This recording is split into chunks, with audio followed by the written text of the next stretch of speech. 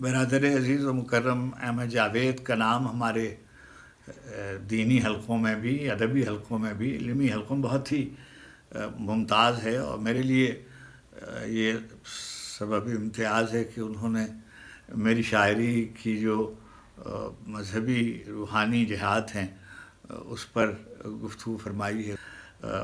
میرے لیے تو ظاہر ہے یہ ایک بہت ہی سعادت کی بات ہے۔ وہ میرے چھوٹے ہیں مگر علم میں مجھ سے بڑے ہیں۔ میں نے بہت سی چیزوں کو سرنو پڑھا اور ان کی گفتگو کی روشنی میں تو بہت اچھا لگا، اور اپنی شاعری کس کو نہیں اچھی لگتی، مگر اب زیادہ اچھی لگتی۔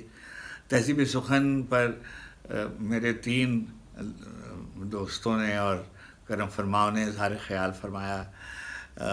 برادرم خورشید رضوی میرے سینئر ہم عصر ہیں، انہوں نے ازراہ کرم جاوید صاحب کے بارے میں اور ایک آدھ سطر میرے بارے میں کچھ اس کا پیش رفت سا لکھا ہے۔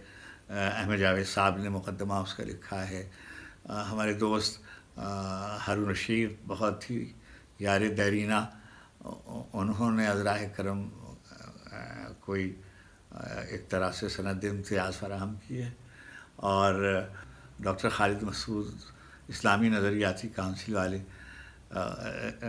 ظاہر ہے کہ مذہبی روحانی جہاد پر تو اب وہ سند ہیں ہمارے لیے۔ شاعری اگر شاعر کی تمام جہتوں کا اظہار ہوتا ہے تو اس میں ایک بہت اہم جہت اس کا عقیدہ اور عقیدت بھی ہوتی ہے، اور اصل میں شاعری ہوتی ہے مگر اس کی جہات ہوتی ہیں۔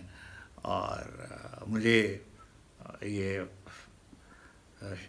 توفیق اللہ سبحانہ تعالیٰ نے عطا فرمائی کہ میں نے برملا اس جہت کا اظہار کیا، اور میں اس پہ ناز کرتا ہوں۔